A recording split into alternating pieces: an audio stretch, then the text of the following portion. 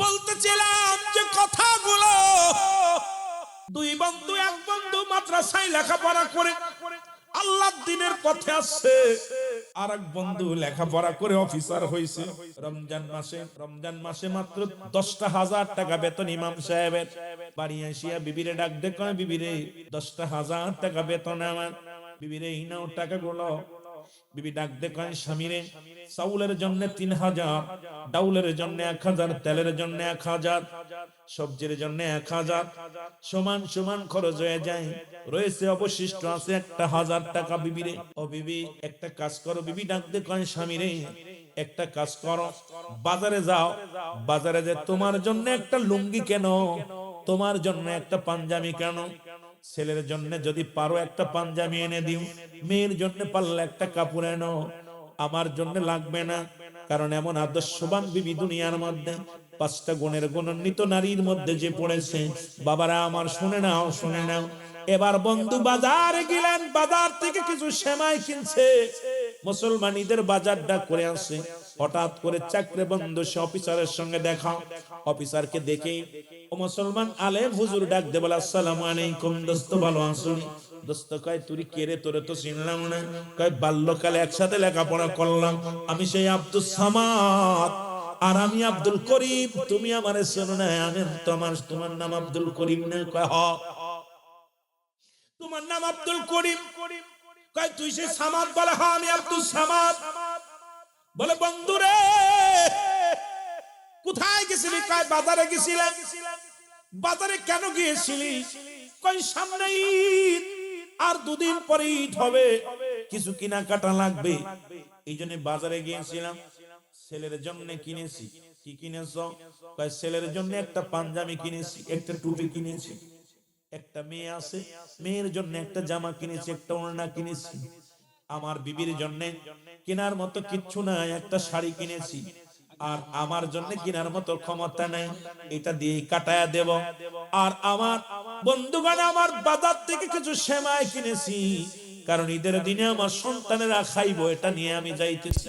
কয় বন্ধুরে একই সাথে লেখাপড়া করলাম, দেখ এই যে পাজুরে গাড়ি কিনছি আমি, গাড়ি কত কোটি? 3 কোটি টাকা।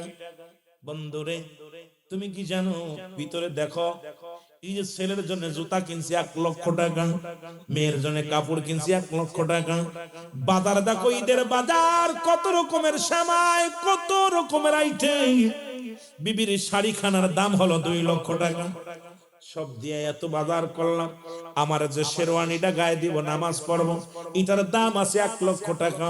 এত কিছু পরিধান করে, এত কিছু কিনে লইয়া, ও যুবক, আমি বাড়ি আসলাম। হুজুর বন্ধু চোখের পানিগুলো ছেড়ে দিয়ে বলে, বন্ধু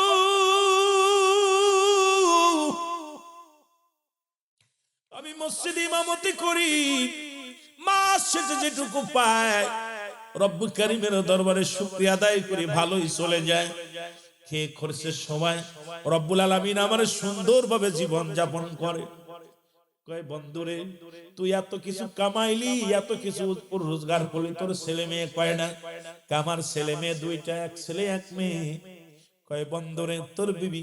কয় হ্যাঁ, তোর এক ছেলে এক মেয়ে, আমারও এক ছেলে এক মেয়ে। কয় আব্দুর রহমান, ও মুসলমান শোন, আব্দুল সামাদ, আব্দুল করিম শুনে নাও।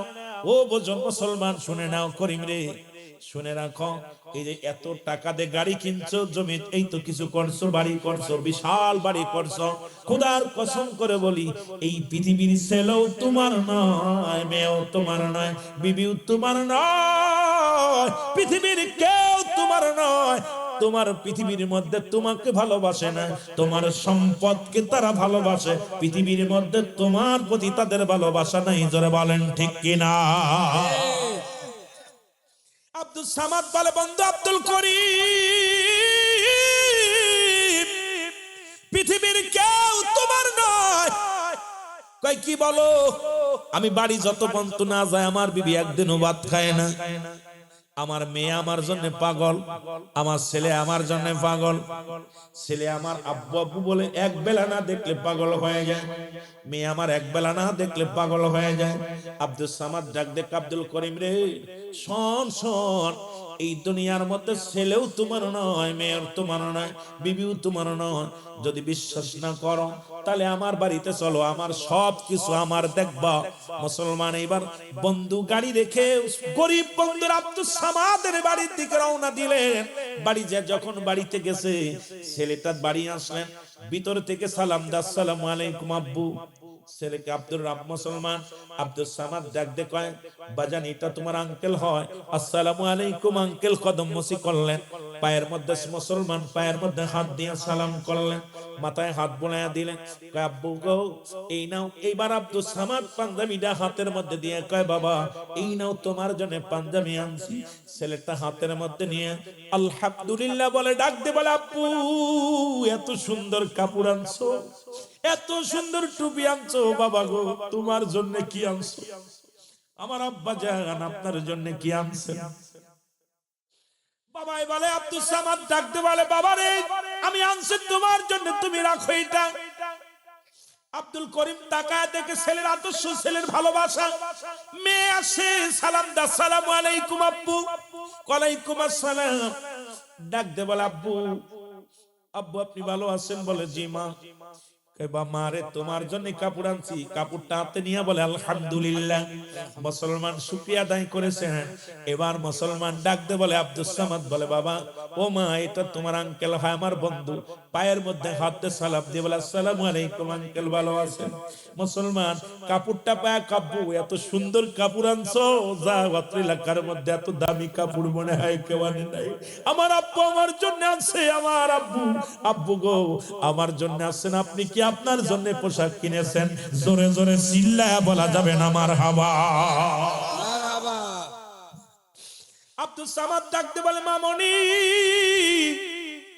তোমার তো তুমি নাও।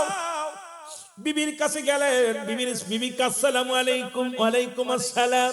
ও আমার স্বামী আপনি আছেন? কয় আসছি। দূর থেকে আব্দুল করিম তাকায় তাকায় দেখে বিবির ভালোবাসা, স্বামীর পায়ের হাত দিয়ে সালাম করলেন। বিবি আমার সালাম করে আসসালামু আলাইকুম। স্বামীরে আপনি আইছেন, আমি খুশি।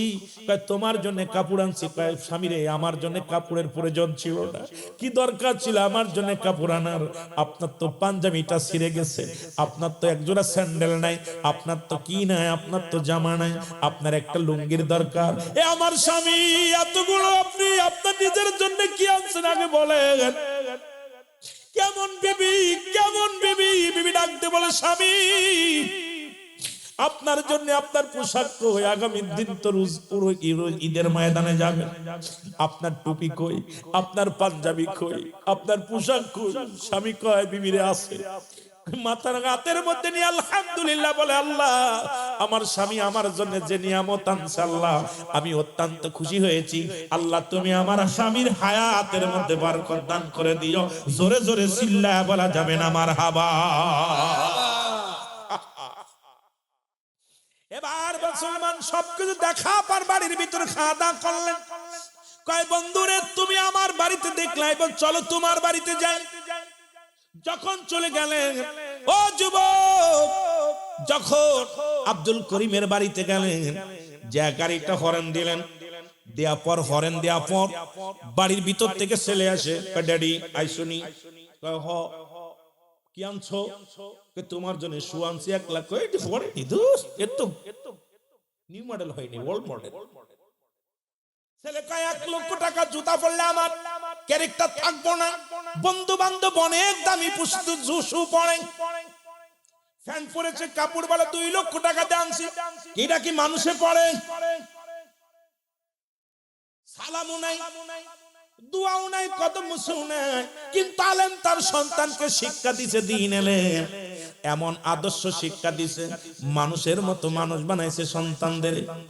ড্যাডি তুমি কি আনছো? এ কি চলে?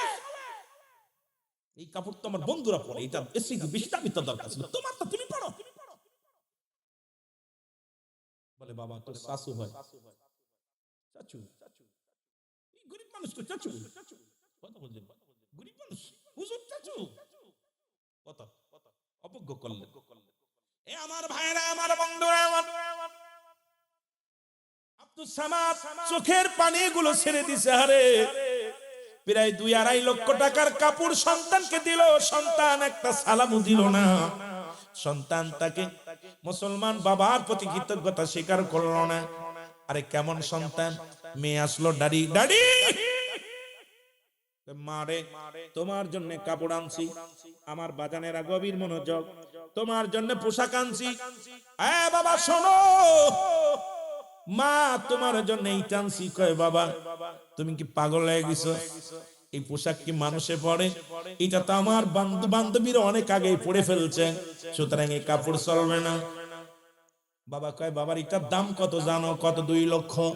কয় 2 লক্ষ কার 20 লক্ষ হোক চলবে না, এটা আমার বান্ধবীদের অনেকের পণ্যে আছে। বলে মা রে তোমার জন্য এটা আনছি, এটা আনছি। কয় বাবা একটাও চলবে না, তুমি এখন এই সেই এখন বুড়া বা ওই মানুষের মতো পড়ে রইলা, এগুলা আমার দ্বারাই সম্ভব না, নিবে না। বাবা তুমি যেখান থেকে আনছো ফেরত দেয়া দাও। আমার বন্ধুরা আমার গভীর মনোযোগ, বিবির কাছে গেলেন, বিবি ডাক দেখে আইসনি, কি আনছো? গত বছর দিলা 1 লাখ টাকা শাড়ি, এবার দিলা 1 লাখ টাকা শাড়ি, ডালে বনা ও যে এবার পারে যার জিরি জিরি জিরি আছে 2-5 লক্ষ টাকা ওই শাড়িটা আমার লাগবো না ভাই, এবার ঈদে আমি যাব না। বন্ধু সবকিছু দেখা পর কয় দোস্ত হাট পৃথিবীর মধ্যে দেখছো আমারও সন্তান তোমারও সন্তান, আমার সন্তানগুলো আব্দুল করিম আল্লাহর রাসূলের আদর্শ নিয়ে মানুষ হয়েছে, আর তোমার সন্তান নাস্তিকদের আদর্শ নিয়েছে, শয়তানের আদর্শ নিয়ে বড় হয়েছে।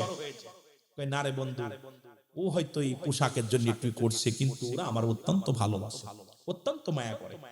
আমার বিবি তো আমার ছাড়া খাই না। বলে পরীক্ষা তাহলে আর একটা হয়ে যাক। কয় কি পরীক্ষা? বলে পরীক্ষা হলো, তোমাকে একটা অনুরোধ করবো, তুমি মরার অভিনয় করবা, তোমার লাশটা নিয়ে আমি বাড়ি যাব, বলবো পৃথিবীর মধ্যে বিষাক্ত সাপে তারে দংশন করেছে, যদি ওরা তার মুখ দিয়ে বিষটা উঠায় নিতে পারে মনে করব তোমাকে ভালোবাসে, আর যদি তোমার জন্য কেউ মরতে না চায় তাহলে মনে করবা দুনিয়ার পাগল, ওরা দুনিয়ার পাগল। বালহা কেলা, এই দুনিয়াটা হলো পচা দুর্গন্ধ মরি, মানুষের চরিত্র হলো কুকুরের চরিত্র, কারণ কুকুর যেমন মরি পাইলে খুশি হয়, আর মুসলমান দুনিয়ার সম্পদ পাইলে খুশি হয়। সুতরাং আমি বলবো তোমার সন্তানেরা তোমার জন্য পাগল নয়, দুনিয়ার সম্পদের জন্য পাগল। যে কথা সেই কাজ। আর এক বন্ধুরে বললেন তুমি হবা হুজা, তুমি হবা হুজা, বন্ধুর লাশটা কাঁধে করে নিয়ে যাব বাড়ি, তুমি খালি বলবা এই লাশটা পৃথিবীর কোন হুজা নামাইতে পারবে না, বিষ নামাইতে পারবে না, একমাত্র এর পা থেকে গা থেকে বিষ নামাইতে পারবে পৃথিবীর মধ্যে, সে মারা যাবে আরো বেঁচে যাবে। যদি রাজি হয় তাহলে এবার নিয়ে গেলেন, মরার বান ধরলেন, গাল দিয়ে একটু স্যাপ বের করলেন। আব্দুর রহমান মুসলমান আব্দুল সামাদ আব্দুল করিমের লাশটা নিয়ে চলে গেলেন, ব্যানে করে উঠাইয়া ডাক দিয়ে বলে বাবি সব সর্বনাশ। কি হইছে? কই সর্বনাশ, ভাই সাপরে তো সাপে কামড়াইছে, ভাই সাপ তো শহরে থাকে, শহর থেকে আইছে এই রাস্তার মধ্যে আবর্জনার মধ্যে, এর মধ্যে সাপ পোক বাস করে, এমন সাপ কামড় দিছে, এই সাপের বিষ তো তাড়াতাড়ি হুজা নিয়ে আইছে। দেখবে কোথায় আছো? হুজা আসছে। হুজা আসিয়া মুসলমান শুনে নাও, আমার যুবক বন্ধুরা, যেমন মিশরু ভাই একজন হুজা, ইমাম সাহেব একজন হুজা, আমি একজন হুজা, এরকম মুসলমান কবিরাজ যারে বলা হয়, আনা পরে ডাক দে বলে আব্দুস সামাদ, হুজা সাহেব তাড়াতাড়ি বিষটা নামায় আনেন, আমার এই ছোট্ট বেলার বন্ধু যদি মারা যায় আমি কারে বন্ধু বলবো রে, এই ছোট্ট বেলার বন্ধু যদি দুনিয়ার মধ্যে অসুস্থ হয়ে যায় আমি কারে বন্ধু বলবো, কারণ এই বন্ধু আমার জন্য যা করেছে, একই সাথে লেখাপড়া করেছি, একই সাথে চলাফেরা করেছি, এখন যদি বন্ধুটা মারা যায় তাহলে আমি তো চির বন্ধু হারা হয়ে যাব, তাড়াতাড়ি ব্যবস্থা করো। হুজা এসে ডাক দে কয় সর্বনাশ,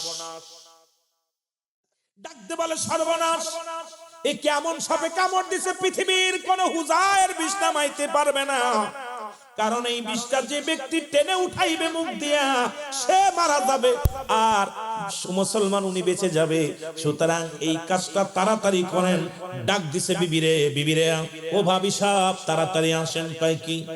আপনি আপনারে কত ভালোবাসে, আপনার স্বামী এত টাকা দামি কাপড় আনলো, এত মূল্যবান শাড়ি টানলো, আপনার জন্য এত কিছু করে, আপনাকে এত ভালোবাসে। ও ভাবি, আপনার প্রশংসা, আমার বন্ধু পাগল, সব সময় আপনার গুণগান। আমার বিবি এমন, আমার বিবি এমন, আমার বিবি এমন। বিবির প্রশংসা করতে করতে আমার বন্ধু সদা সর্বদাই শুধু বিবির প্রশংসা করে। ভাবি সাহেব আপনাকে অনুরোধ করি, আপনি আপনার স্বামীর বিষটা মুখ দিয়ে তুলে নেন, আপনার স্বামী বেঁচে যাক, আপনি মারা যান। ভাবি সাহেব কয় ভাই আপনি পাগল হইছেন নি? আমি যদি মারা যাই আমার স্বামী আর একটা বিয়ে করবে, আমার সন্তানাদিরে ভালোবাসবে না, তাদেরকে দূর দূর করে তাড়িয়ে দিবে। সুতরাং আমি মরতে রাজি না। বুঝেন? কিন্তু এটা তাবলিগ জামাতের একটা ঘটনা, তাবলিগ জামাতের একটা বইয়ের মধ্যে আমি ঘটনাটা পড়ছি আজ থেকে প্রায় 20 বছর আগে। এ যুবক বন্ধুরা শুনে নাও, উনি বললেন যে আজকে সুদ ঘুষের কথা বলতে যে হঠাৎ করে সেই 20 বছরের পুরনো কথাগুলো মনে পড়ে গেল। কারণ স্মৃতি শক্তির মধ্যে রব্বে কারিম ঢুকা দিছে, এই জন্য কথাগুলো বলে শুনে নাও। এবার বন্ধু কি করলেন? ডাক দে কয় ভাবি রে, আপনাকে এত ভালোবাসে, আপনার জন্য ভাই ঘুমায় না, এত কিছু করে, অফিসে বইয়া বইয়া ঘুষ খায়, অফিসে বইয়া বইয়া ঘুষের কারবার করে টাকা কামায়। বন্ধু তোমার বিবির এত ভালোবাসো, বিবির জন্য কত ঘুষ খাইলাম অফিসে বইয়া বইয়া, আজকে তোমার বিবি মরতে চায় না। কয় ভাই বন্ধু রে, হুজুর বন্ধু শোনো, প্রয়োজন হলে মানুষের দ্বারে দ্বারে আমি বাড়ি বাড়ি কাজ করে খাবো আমার সন্তানদের, তবু আমি মরতে রাজি না।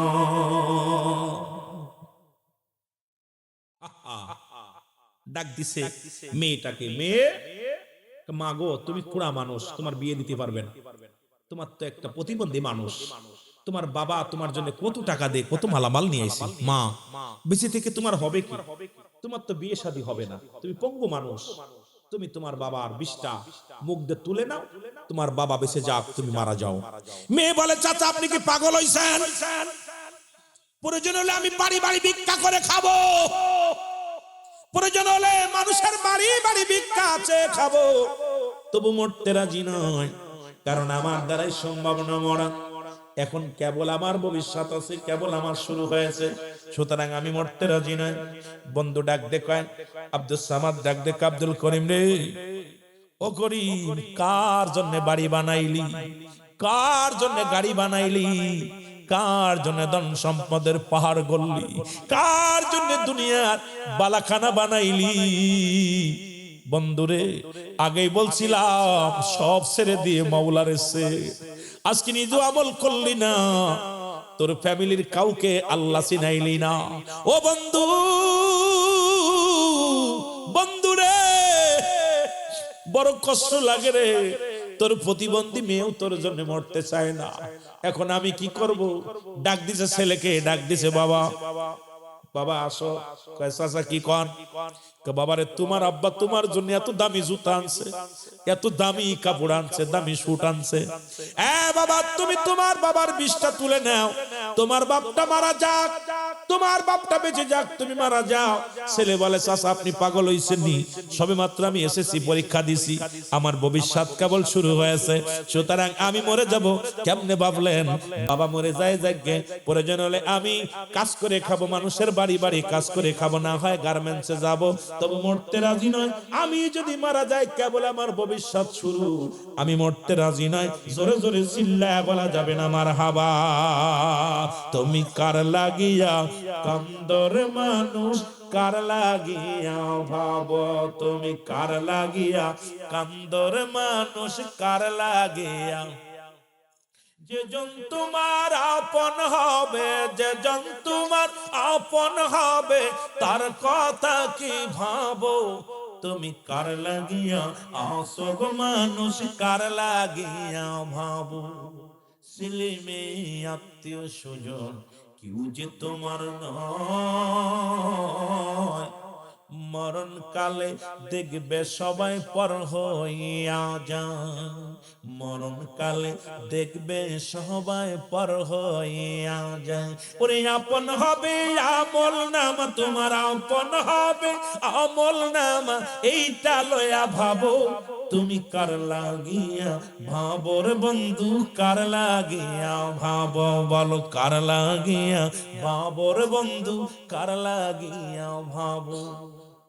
ছেলে কাঁদবে, মেয়ে কাঁদবে, কাঁদবে 2-3 দিন, পর হইয়া খই পর করিয়া দিবে তোমার 10-12 দিন পর, তারা 10-12 দিন পর।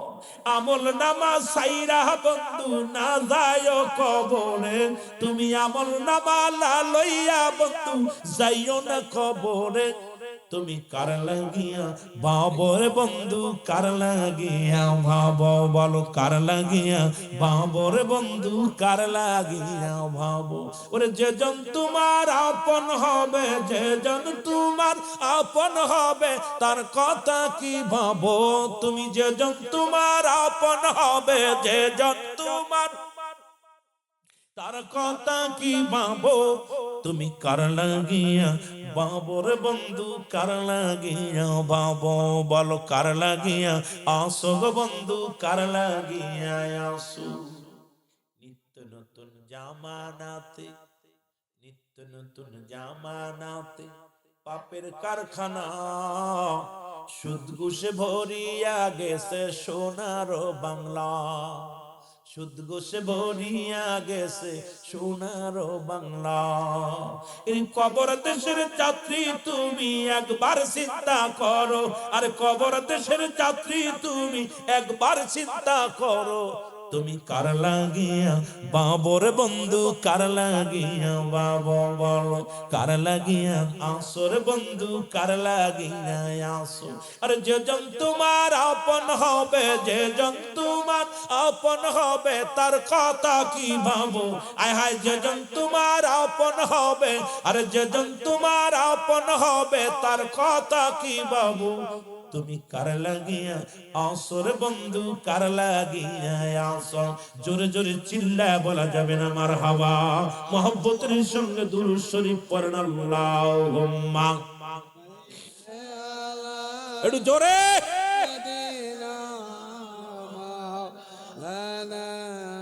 ওয়াদায়ালি সাইয়্যিদিনা, এ দুনিয়ার মুসলমান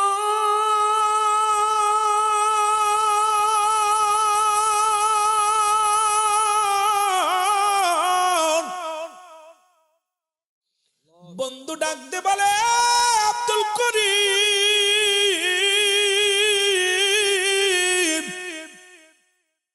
তোমার জন্য বিবি মরতে রাজি নয়, তোমার জন্য তোমার ছেলে মরতে রাজি নয়, তোমার জন্য তোমার প্রতিবন্ধী মেয়ে মরতে রাজি নয়। আরে বন্ধু, তোরে আমি বলো ভালোবাসি রে বন্ধু, তোর জন্য আমি জীবন বাজি রাখলাম, আমি মারা যায় তোরে বাঁচায় দিয়ে যায় বলিয়া মুখটা লাগা দিছে মুসলমান, লাগা দিয়া বিষ্টারে টান দিছে। ওর মুসলমান সঙ্গে সঙ্গে আব্দুল করিম লাফ উঠে বলে, আব্দুল সামাদ রে, আমার চক্ষু খুইলা গেছে রে, এই পৃথিবীর কেউ আমার না, এই পৃথিবী আমি কার জন্য অফিসে বয়া ঘুষ খাইলাম, আমি এতদিন বয়া কার জন্য সুদ খাইলাম, এরে আব্দুল সামাদ রে,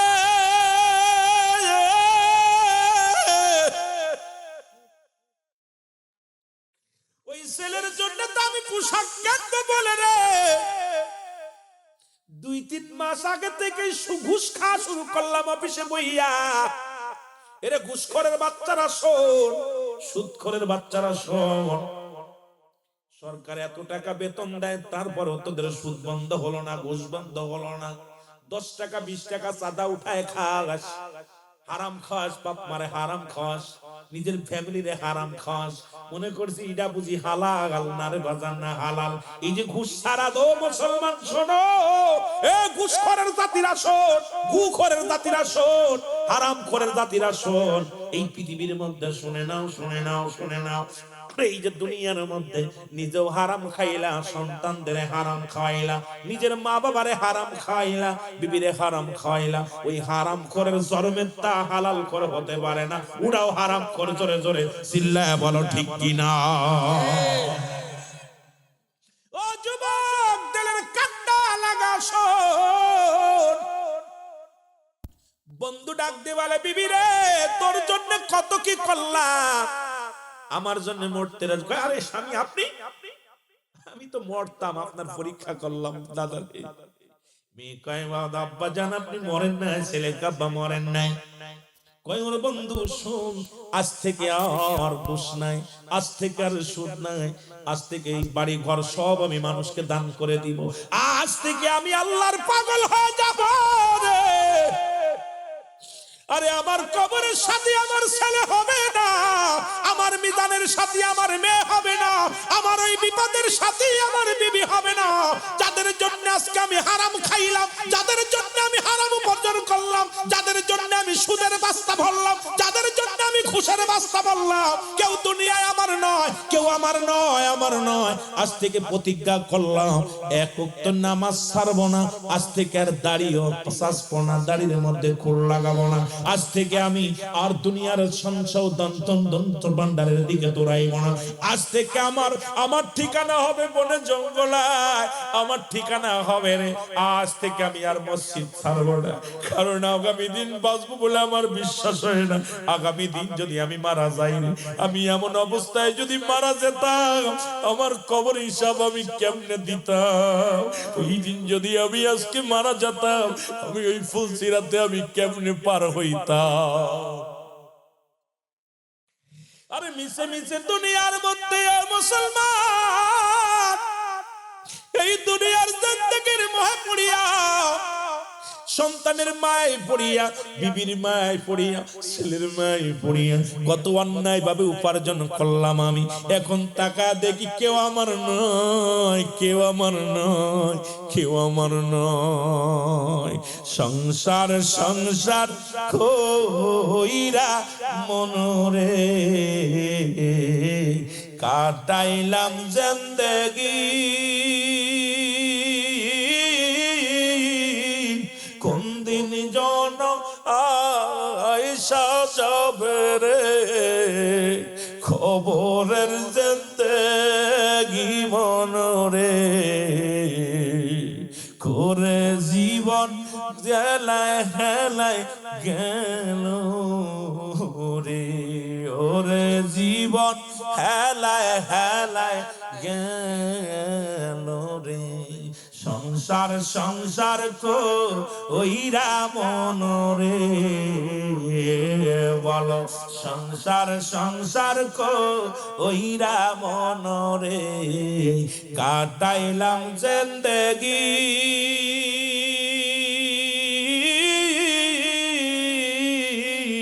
কোন দিন জন আইসা যাবে রে, খবরের জিন্দেগি মনরে।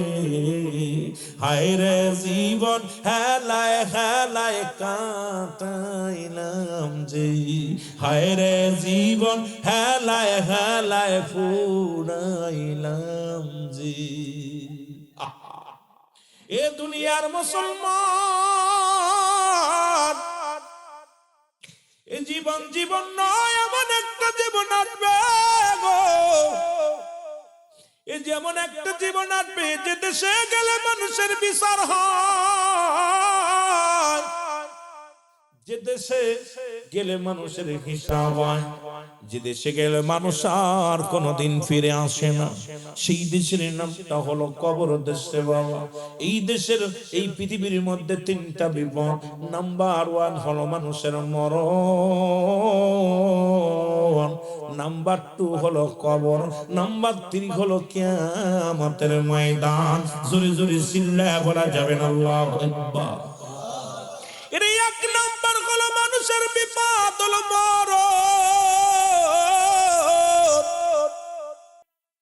পৃথিবীর মধ্যে এমন ক্ষুধার্ত অবস্থায় থাকবে, পৃথিবীর মুসলমান শুনে নাও, পশুগুলো যেমন ক্ষুধা লাগলে কুকুর যেমন একটা খাদ্যকে ছিঁড়ে হেসড়ে খাওয়ার জন্য পাগল হয়ে যাবে, জাহান্নামীরা আমার বাজানা ওরা সুদখোরদেরকে পেটটা অনেক বড় হবে, পেটের মধ্যে সুদ ঘোষের মধ্যে ওই পেটের মধ্যে থাকবে আগুনের সাপগুলো, এত পরিমাণ সুদখোরদের পেটের মধ্যে ঢোকানো হবে। পেটটি বড় হয়ে যাবে, এত বড় বিশাল বড় পাহাড়ের মতো পেটটি হবে। এত বড় পাহাড় যেমন আপনাদের এলাকার মধ্যে পাহাড়গুলো আছে, এই পাহাড়ের দায়িত্ব আছে হযরত ইলিয়াস আলাইহিস সালাম। নাম কি?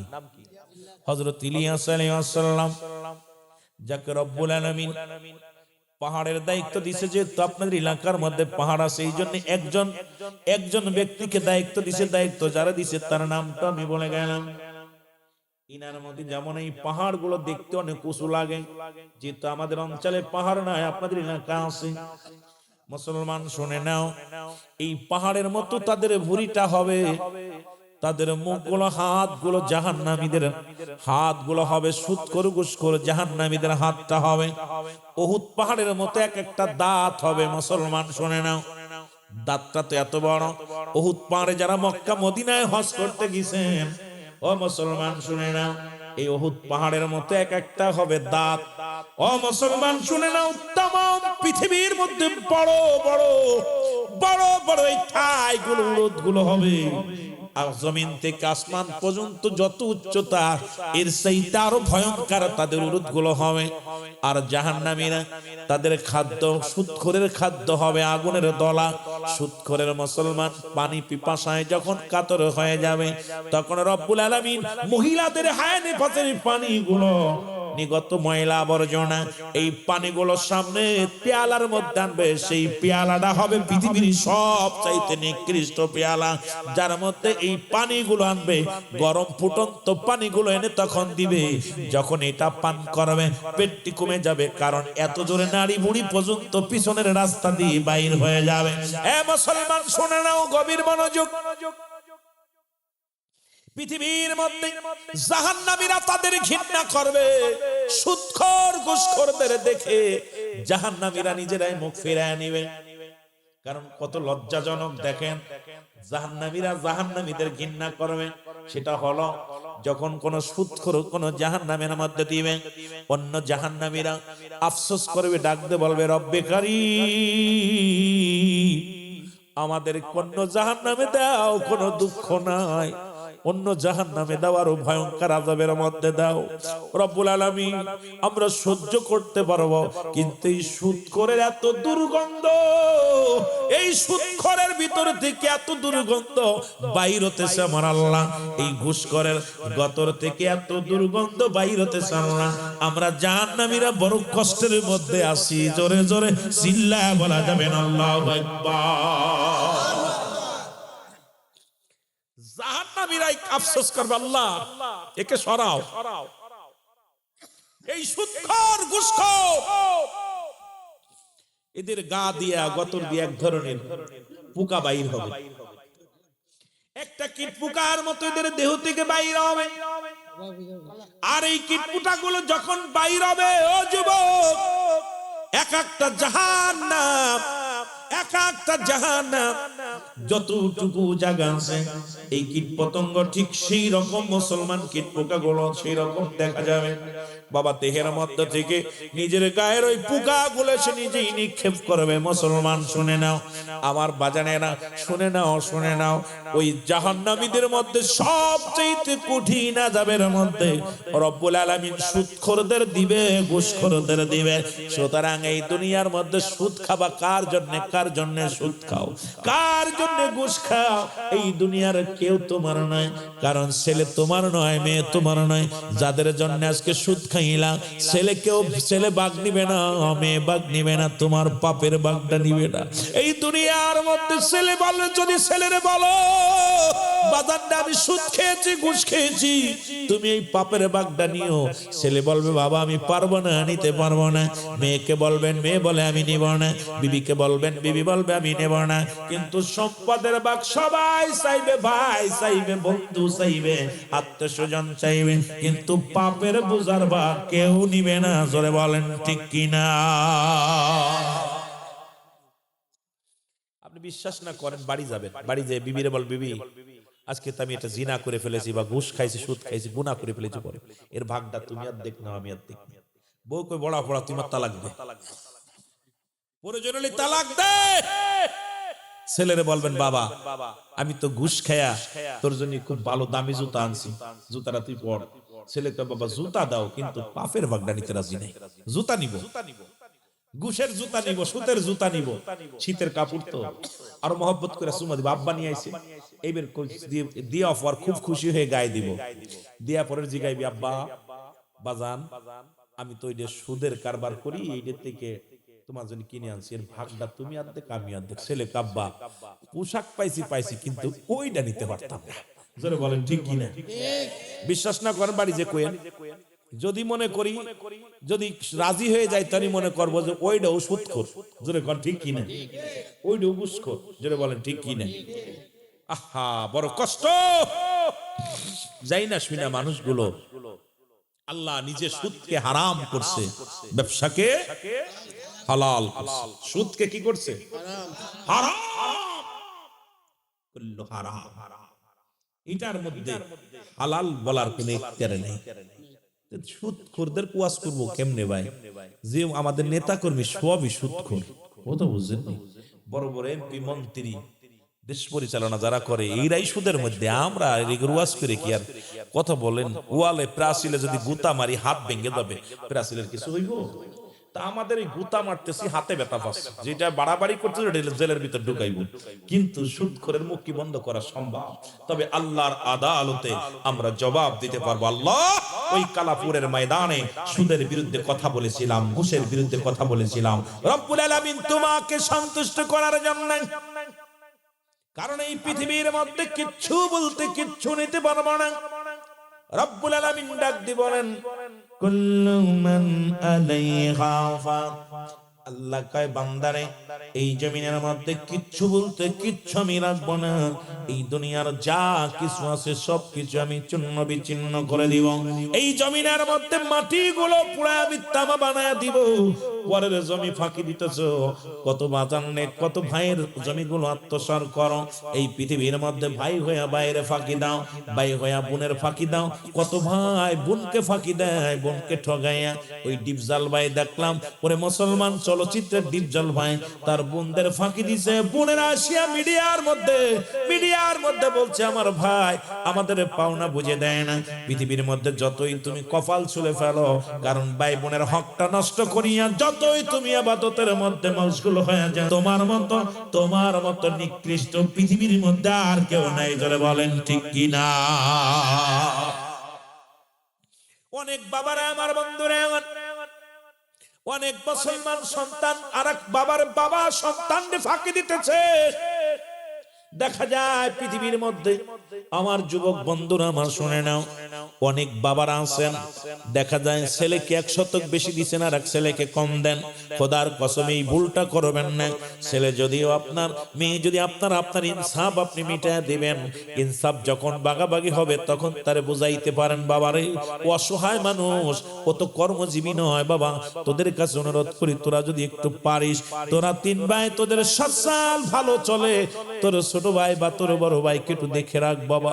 যখন যদি সন্তানেরা নিজ হাতে যদি মুসলমান মেনে নেয়, যদি মুসলমান শুনে না বাবার আদেশ, মুসলমান শুনে নাও, তাহলে আপনি করতে পারেন। কিন্তু আমার দেশে প্রায় শতকরা 20 জন বাবা মা এখন বর্তমান বাংলাদেশে একতরফা শুরু করেছে। এক ছেলেকে দেয় আর এক ছেলেকে ঠগায়, মেয়েদের ঠগায়, সন্তানের ঠগায়। ও মুসলমান শুনে নাও, খোদার কসম করে বলি, আল্লাহর আদালতে কেমনে জবাব দিব? তখন একটা চোখ টানা থাকবে, একটা চোখ কানা থাকবে, একটা অঙ্গহীন থাকবে। তখন মুসলমান শুনে নাও, অঙ্গহীন অবস্থায় কিয়ামতের ময়দানে উঠবে। তখন জিবরিল আমিন ফেরেশতারা জিগা মুসলমান শোনো, জিগাইবে রব্বুল আলামিন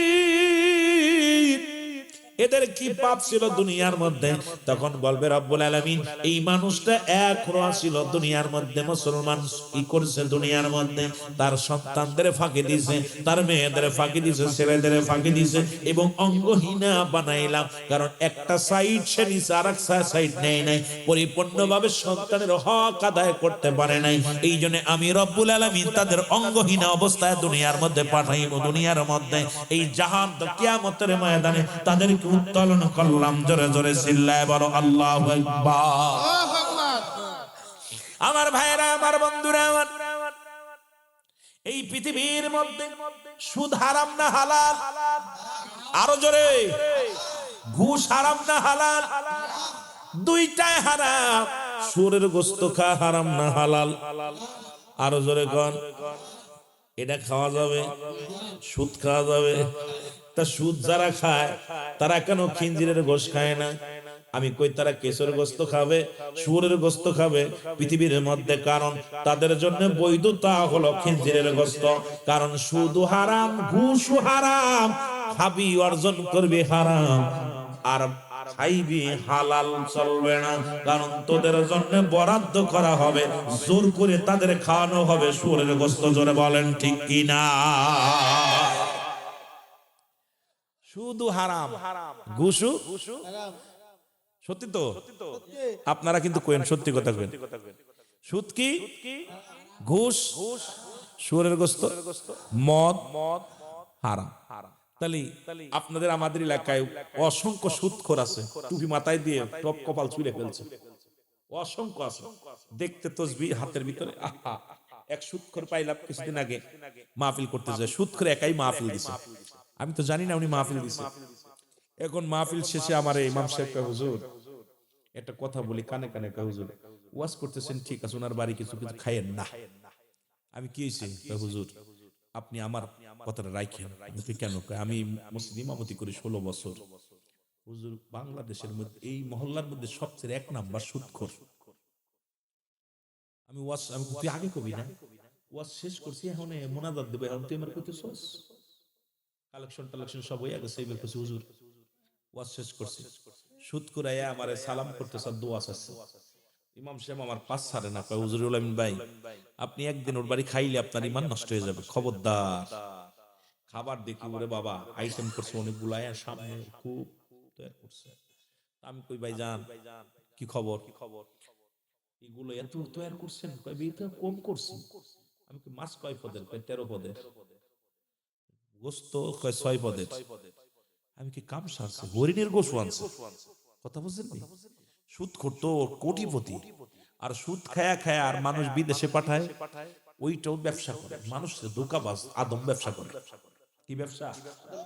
আহারে, বিদেশে যে কত নির্যাতন করে, এই যে আদম ব্যবসায়ী কিছু আছে আমাদের দেশে, এরা মানুষগুলোকে, সরল প্রাণ মানুষগুলো খেতা কম্বল বিক্রি কইরা দালালের হাতে দিয়ে খপ্পরে পইরা তারা বিদেশের মাটিতে কাঁদতেছে। ওদের কান্না দেখলে সহ্য হয় না। মাঝে মাঝে ফেসবুকের মধ্যে এদেরকে পিটাইতেছে, বান্ধিয়ে রাখছে, খাবার দিচ্ছে না, নির্যাতন, মা বাবা করে চিৎকার মারতেছে।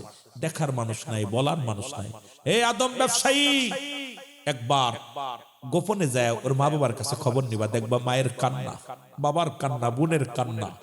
আদম ব্যবসা যারা করো একবার যায় দেখবা তার বোন কাঁদতেছে কেমনে, ভাই কাঁদতেছে কেমনে, বাবা কাঁদতেছে কেমনে, তার বিবি কাঁদতেছে কেমনে, তার ছেলে মেয়ে কাঁদতেছে কেমনে। একটু গোপনে যে দেখবা। আমার মন বলে গোপনে যে ওই বাড়িটা যদি কেউ খবর নিত, আর জীবনে সাদম ব্যবসা করতো না। গোপনে যায় যদি খবর নিত এই মানুষটা, আর জীবনে এই 2 নাম্বারই কাজ করতো না। পরে আমি বিদায় করছে, ভাই জান আমি টাকাটাকে আপনি দিলেন? না ভাই, টাকা সবাই মিলে দিছে।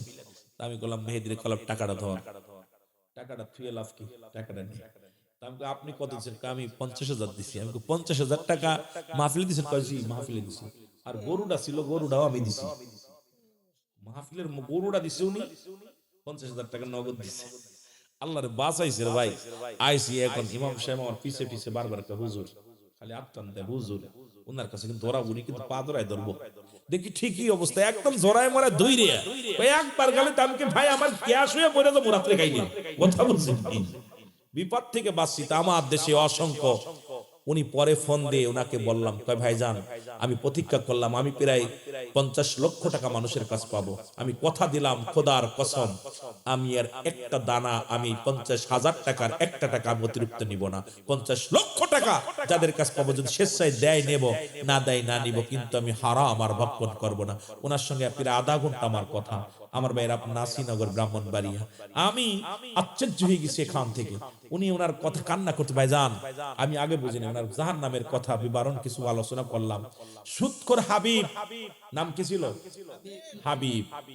উনি আল্লাহর ওলি হয়ে গেছে। আমি ওনাকে বললাম, ভাই আপনি কি জানেন কি আল্লাহর একজন নিকৃষ্ট বান্দা হাবিব নামটা তার, প্রতিনিয়ত সুদ খায়, মানুষের দ্বারে দ্বারে মানুষের কাছে যায়, দেখা যায় এত মুনাফা অর্জন করে, এত টাকা অর্জন করে, সুদের জন্য মানুষকে নির্যাতন করে, নিপীড়িত করে। একদিন হঠাৎ করে সুদের টাকা আনতে যায়, দেখে রে ও যুবক বাবারা বাড়ির ভিতরে বাড়িওয়ালা পালাইছে ভয়। বিবি ডাক দেখায়, ভাই রে হাবিব ভাই আপনার কাছে ক্ষমা চাই, আজ 3টা দিন আমার বাচ্চারা অনাহারে আছে, কারণ আজ স্বামীর কোনো কাজ নাই, স্বামী কাজ পায় না, সন্তানের অনাহারে কান্দে, ভাই আমাকে ক্ষমা করে, এ মাসের টাকাটা দিতে পারবো না, আমার আপনার কাছে মাপ চাই। আপনার ভাই বাড়ি থেকে পালায়া গেছে, কারণ এই আপনার টাকা দিতে পারবে না বিলে ভয়ে পালায়া গেছে।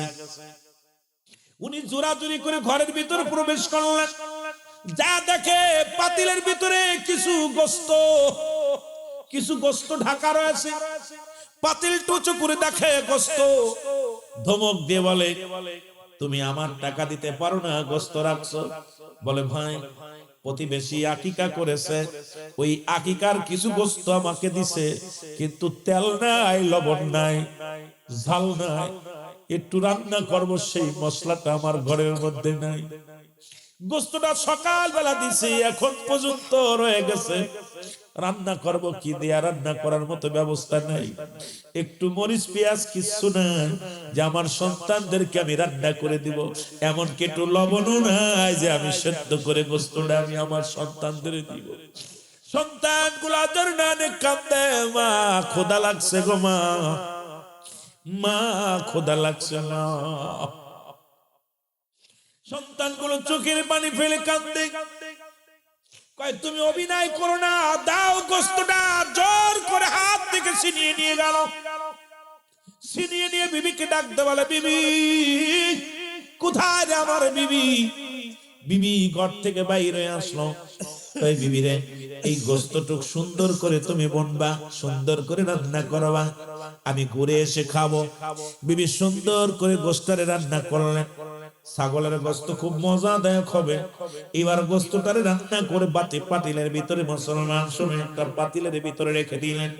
স্বামী আসলেন, দুজন মজা মেরে খাবে। খাবার জন্য যখন দুজন বসেছে, যখন মুসলমান ভাত নিয়ে ভাতের উপরে যখন তরকারি নিবে, গোস্তের তরকারি যখন উঁচু করছে, খোদার কসম এক টুকরা গোস্ত বাতিলের ভিতরে নাই, বাতিলের ভিতরে সমস্ত গোস্ত রক্ত হয়ে গেছে। ধরে বলো আল্লাহু আকবার। পুরো গোস্তটাই রক্ত হয়ে গেছে। হাবিব উপর দিকে তাকায় বলে, রব্বে কারীম, সাধারণ এই গোস্ত আমি জোর করে ছিনাই আনলাম, একটা মানুষের বরাতের জিনিস, এটা আমি জোর করে ছিনিয়ে নিয়ে এটা রান্না করলাম। সেই রান্না গোস্ত যদি তুমি রক্ত করে দিতে পারো, আল্লাহ আমি কত মানুষের কাছে জোর করে টাকা নিয়ে আসি, সুদের টাকা, সুদের কারবার করি, তুমি আমারে করবা কি আল্লাহ? ও আমার আল্লাহ, আমার উপায় হবে কি সেদিন? আজকে গোস্ত যদি তুমি রক্ত বানাইতে পারো, আমি হাবিবরে তুমি কবরে কি করবা রে আল্লাহ, আমি হাবিবরে কিয়ামতের ময়দানে কি করবা, আমি হাবিবরে তুমি জাহান্নামের ময়দানে কি করবা আল্লাহ রব্বুল আলামিন। আমি আর জীবনে কোনোদিন সুদের কারবার করব না, আমি আর জীবনে কোনোদিন সুদের কারবার করব না। আল্লাহ আমারে তুমি মাফ করে দাও। সঙ্গে সঙ্গে তওবা করেন, আস্তাগফিরুল্লাহ রাব্বি মিন কুল্লি যামবি ওয়া আতুবু ইলাইহি লা হাওলা ওয়ালা কুওয়াতা ইল্লা বিল্লাহিল আলিয়্যিল আযীম। আশহাদু আন লা ইলাহা ইল্লাল্লাহু ওয়াহদাহু লা শারীকা লাহু আশহাদু আন্না মুহাম্মাদান আবদুহু ওয়া রাসূলুহু। জোরে জোরে চিল্লা বলা যাবে না মারহাবা। এমন ভাবে তওবা করলেন আল্লাহর দরবারে, রব্বি কারীম তওবা কবুল করে ফেললেন। পিছনের সব গুনাহ থেকে তওবা করলেন, আল্লাহ আমি আর পিছনে যত গুনাহ করেছি সামনে একটা গুনাহও করব না, আমাকে তুমি মাফ করে দাও রব্বুল আলামিন। আমি আর ভুল পথে পা বাড়াইব না, আমি আর সুদের কারবার করব না, আজ থেকে ইবাদত ছাড়ব না, আজ থেকে নামাজ ছাড়ব না, আজ থেকে অসৎ পথে চলব না, আজ থেকে অন্যায়ের দিকে আর পা বাড়াবো না। রব্বুল আলামিন এমন ভাবে খুশি হয়ে গেলেন, এমন ভাবে ইবাদত বন্দেগী করার পরে এই পৃথিবীর মধ্যে সুদখোর হাবিবকে আল্লাহ রব্বুল আলামিন এই পৃথিবীর মধ্যে আল্লাহর ওলি বানায়া দিয়েছে। আরো জোরে, শুধু মানুষ নয়, আল্লাহর ওলি বানায়া দিছে। আল্লাহ বলেন আলা সাবধান, ইন্না নিশ্চয়, আলা ইন্না ওলিয়াল্লাহি, আল্লাহর তরফ থেকে যারা ওলি হয়, লা নাই খাউফুন শব্দের অর্থ হয় ওয়ালা যদি অবস্থান করে ঘুমদের উপরে জানুন, তাদের কোনো চিন্তা নাই ভাবনা নাই। সূরা ইউনূসের মধ্যে 11 নম্বর পারা 62 নম্বর আয়াত আল্লাহ নিজেই ঘোষণা করে, আলা নামাজের আগে আলা নাই, হজের আগে আলা নাই, যাকাতের আগে আলা নাই। আল্লাহর মাহবুব বান্দাদের বিষয়ে বলতে যা বলে সাবধান সাবধান সাবধান, সেই জগৎ বিখ্যাত একজন আল্লাহর ওলি আমার আল্লাহ বানায়া দিল। আজকে যারা কালাপুরের জমিনে সুদখোর আছেন, আল্লাহর রাস্তায় আজকে অনুরোধ করব, মাহফিলে বয়া তওবা করবা, জংজিখানে থাকো মাইকের আওয়াজ শোনো, বয়া তওবা করবা। আল্লাহ সুদখোর হাবিবকে যদি তুমি আল্লাহর ওলি বানায়া দিতে পারো, আজকে সুদের বিরুদ্ধে ওয়াজ শুনলাম, রব্বুল আলামিন আজ থেকে আর সুদের কারবার করব না, ঘুষের কারবার করব না। রব্বুল আলামিন আমি ওলি হতে চাই না, তুমি আমার গুনাহগুলো মাফ করে আল্লাহ আমারে কিয়ামতের ময়দানে নাজাত দিয়া দিও।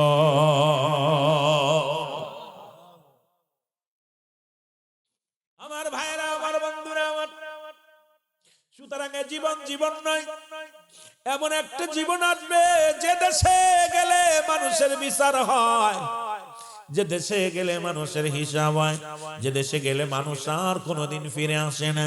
সেই দেশটার নাম হলো মুসলমান, কবরের জগৎ।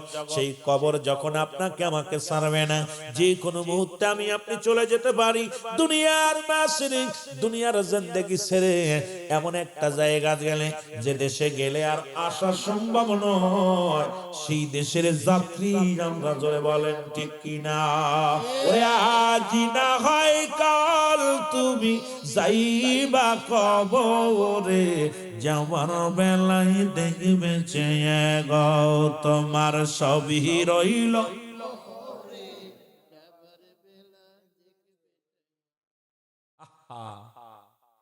কিছু কি নিতে পারবেন নি? যাবার সময় একটু দেন না, যারা চলে গেছে, আপনার আব্বা, আপনার মা, আপনার ভাই, কত লন্ডন প্রবাসীরা বিদেশে যা কামাইতেছে আর দিচ্ছে আপনাকে, আপনারা খরচ করতেছেন।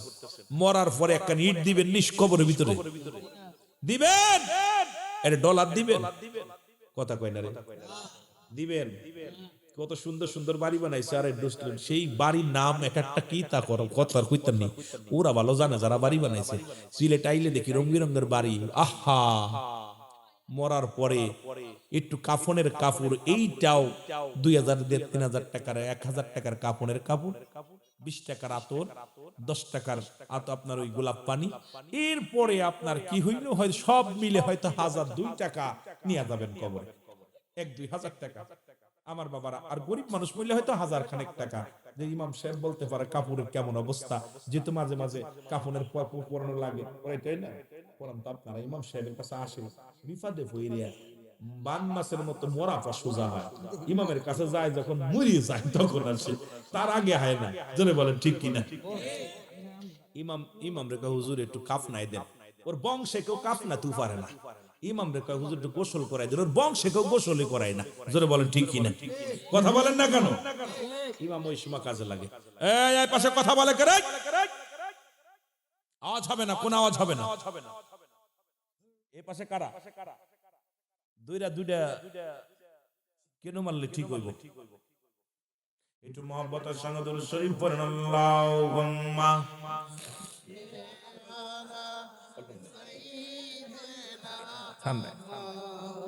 ওরে আজ না হয় কাল, তুমি আজ না হয় যাইবা কবরে, যাবার বেলায় দেখবে চেয়ে গো তোমার সবই রইল পড়ে।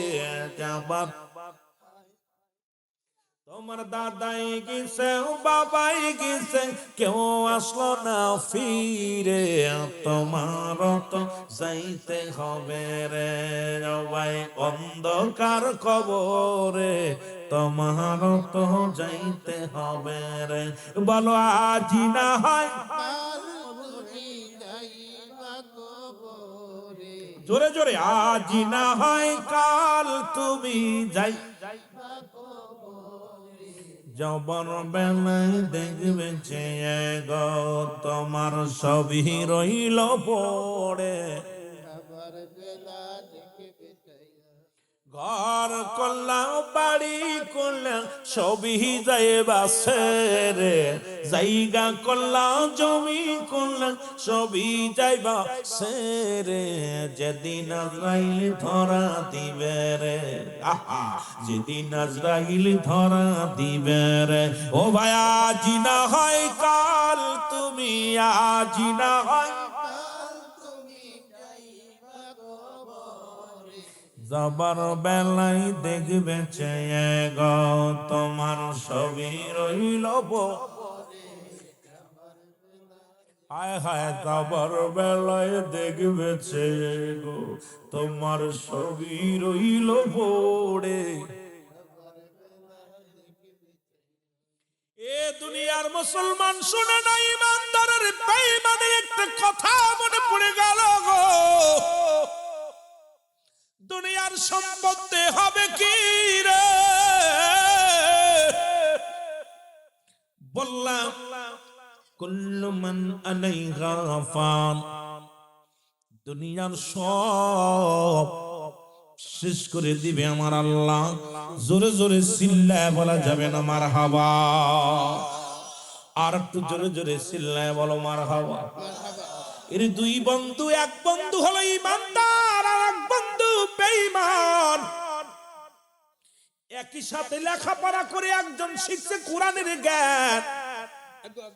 মানুষ ছোট্টবেলা থেকে শুনলাম মুসলমান বাবাই বলতো মানুষের মতো মানুষ হতে হবে, দাদাই বলতো মানুষের মতো মানুষ হতে হবে, উস্তাদ বলতো মানুষের মতো মানুষ হতে হবে।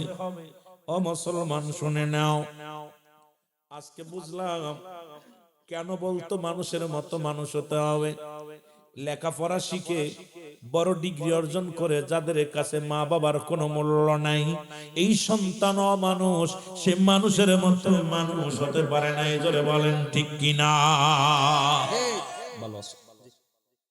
ও যুবক, দিলের কান্ডা লাগা শোনো, লেখাপড়া শিখিয়া ডিগ্রি অর্জন করে চেয়ারের মধ্যে বইয়া লক্ষ লক্ষ টাকা ঘুষ খায়। সুদ ছাড়া চলে না, ঘুষ ছাড়া চলে না। এ হারামখোর শোন, বিদেশ থেকে ডিগ্রি আনছি, কোন ভাবে সুদ খাওয়া যায়, কোন ভাবে ঘুষ খাওয়া যায়। খোদার কসম করে বলি, যাদের ঘুষ ছাড়া, যাদের কলম চলে না, এই সমস্ত সন্তান আদি, এই সমস্ত অশিক্ষিত জানোয়ার গুলো মানুষ হতে পারে না, এরাও মানুষ। জোরে বলেন ঠিক কিনা? রে আমার বাসায় আমি বলি জানোয়ার খিনজিরের চাইতেও খারাপ, ঘুষখোর সুদখোর। আবার ছেলে নিয়ে গর্ব করে আমার ছেলে বড় অফিসার। এই ঘুষখোরের বাপ, এই সুদখোরের বাপ, গর্ব করো ওই সন্তানকে নিয়ে যে সন্তান ধান চালায় খায়, সারা দিন পরে হালাল রুজি উপার্জন করে। গর্ব করো এই সন্তানকে নিয়ে যে সন্তান হাজার কষ্টে থাকলো হারাম জিনিস ভক্ষণ করে না। গর্ব করো এই সন্তানকে নিয়ে যে সন্তান দুনিয়ার মধ্যে আমার রব্বে কারিমের গোলাম, আমার নবীর প্রেমিক, দুনিয়ার মধ্যে হারাম উপার্জন করে না। ওরে মুসলমান পান্তা ভাত খায় না, তবু কোনোদিন মাথা নত করে না হারামের কাছে, হারামের কাছে সুদ ঘুষ কিনি কবনে জীবন চলে যাবে, কোনোদিন হারাম ভক্ষণ করবে না। একে নিয়ে গর্ব করো, তাহলে আমার আল্লাহ খুশি হবে। এখন গর্ব করে বাজারে যে আমার বড় ছেলে বড় অফিসার, কয় বেতন কত? কয় বেতন ৮৫,০০০। তার বাসা ভাড়া হলো ৩ লক্ষ, মেয়ের পাশে খরচ করে ২ লক্ষ, ছেলের পাশে খরচ করে ১ লক্ষ, আমারে প্রতি মাসে দেয় ৫০,০০০। আরে হারামখোরের বাচ্চা পাইলো কোথায় এত টাকা?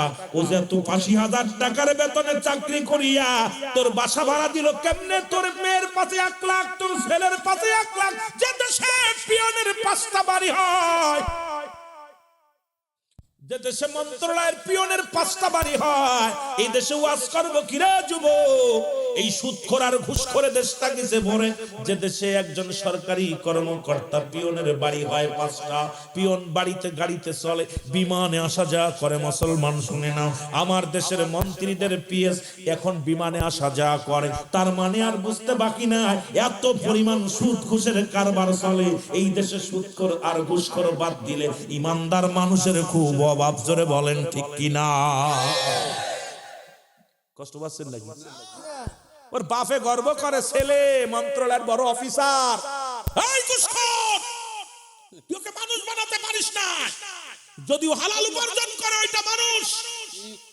ওই যে আমাদের এয়ারফোর্টে এখন নওশাদ আসছে, এ হলো ইমানদার। এর বাপ গর্ব করতে পারে যে আমি নওশাদের বাবা। এর বাপ গর্ব করতে পারে। আজকে দেখলাম যে ওই টয়লেটে ৫ টাকার জায়গায় ১০ টাকা নেওয়ার কারণে চাকরি ছাঁটাই। টয়লেট করতে যায় ৫ টাকা লেখা আছে, ১০ টাকা নিচ্ছে সঙ্গে সঙ্গে তো চাকরি বাদ। আমি আশ্চর্য হয়ে গেছি। এই নওশাদের বাবা গর্ব করতে পারে যে আমি একজন অফিসার জন্ম দিছি। এই সন্তানকে নিয়ে গর্ব করতে পারে দুনিয়ার মধ্যে। আর তো একজন পিয়ন, সে ৫টা বাড়ির মালিক হয়। একজন আজকে আমার দেশে সরকারি কর্মকর্তারা চাকরি করে সুদ ঘুষ খাইয়া, অফিসের মধ্যে বইয়া, বাড়ির মালিক, গাড়ির মালিক। ওর যে বেতন আসে, আমি আল্লাহ আমাকে ভারতে নিছে, ভারতের বড় বড় অফিসাররা বাইসাইকেল চালায় আসে। আমি আশ্চর্য হয়ে গেছি। একবার ইন্ডিয়াতে একবার এসএসসি পরীক্ষার ভিতরে গেলাম, যা পর দেখি আপনার ওই ম্যাজিস্ট্রেট যে উনি আছে হারকুলেস সাইকেল চালায়, হারকুলেস হাম্বল সাইকেল একটা মোটরসাইকেল, তার মনে হচ্ছে পিয়ন মনে হয়। তখন এই বনপাড়ার ভিতরে গেছি, বড় গ্রাম বনপাড়া। তো যা পর দেখি উনি আসছে আমারে বাসার ভাই বলতেছে, ভাই এই যে বড় অফিসার। আমি বড় অফিসার মানে?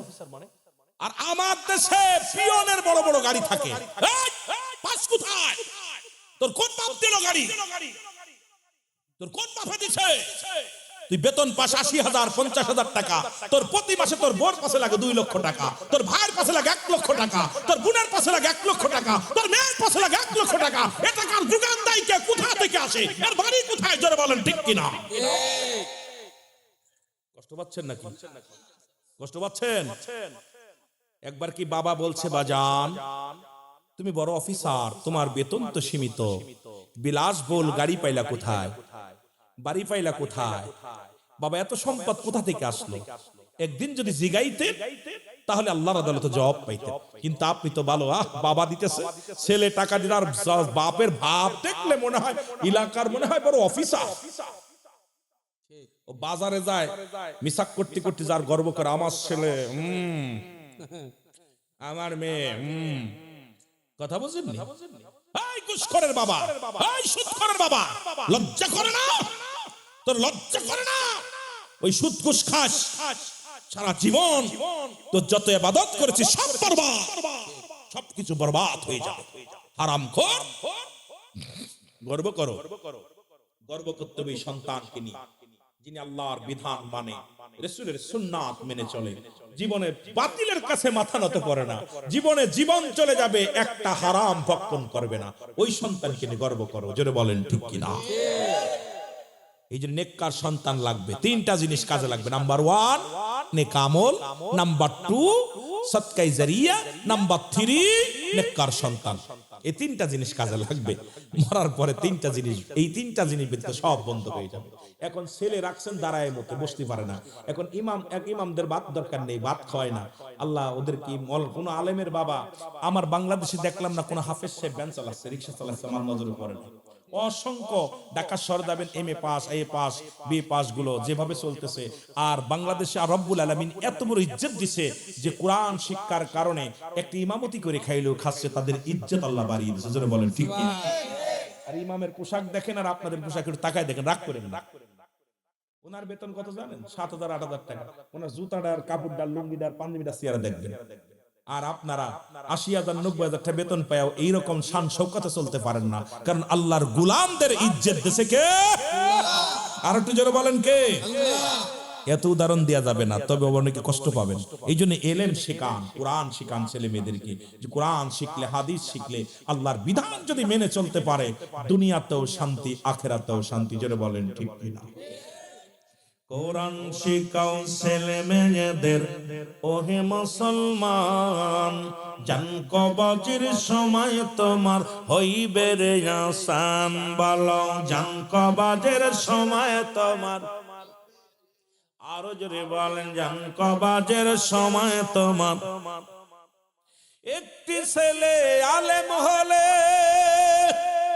পড়বে কোরআন মরণ কালে, তোমার থেকে ভেগে যাবে, তোমার থেকে ভেগে যাবে ইবলিস ও শয়তান। কোরআন শিখাও ছেলে মেয়েদের, ওহে মুসলমান, জান কবজের সময় তোমার হইবে রে আসান। বলো জান কবজের সময় তোমার, আরো জোরে জোরে বলেন জান কবজের সময় তোমার।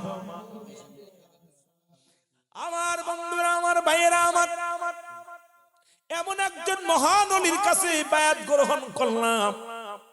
আমার পীর হয়তো রাগ করবেন না বাবা, রাগ করলে আপনারা খুব বুঝানোর জন্য বলি। আমার পীর একজন ইমামের পিছে নামাজ আদায় করতেন। আমার পীর কেবলা তাকে কোনোদিন বাইরে দাওয়াত খাতে দিতেন না। বলো বাবা, যখন বাড়ি বাড়ি খাবে তার নফস মরে যাবে। এ বাড়ি লবণ কম, ও বাড়ি লবণ বেশি, এ বাড়ি তেল বেশি, এ বাড়ির তেল কম, সুতরাং নফস মারা যাবে। ওই ইমামের পিছে আমার পীর নামাজ পড়ে না কোনোদিন। পীর কেবলা জান দুনিয়ার জগতে বলতেন, বাবা এই পৃথিবীর মধ্যে তুমি তো 4 পায়ে বস জানোয়ার নয় যে তুমি উদার ভরে খাইবা। মুসলমান শোনো, 3টা বাঘ খালি, একটা বাঘ পানি, একটা বাঘ হলো খোদার ইবাদত বন্দেগীর জন্য। এই পৃথিবীর মধ্যে এমন একজন মহান বান্ধব পাইলাম, কথাগুলো না বললে নয় রে বাবা। আমি আস্তে আস্তে আলোচনার মধ্যে যাব। যুবক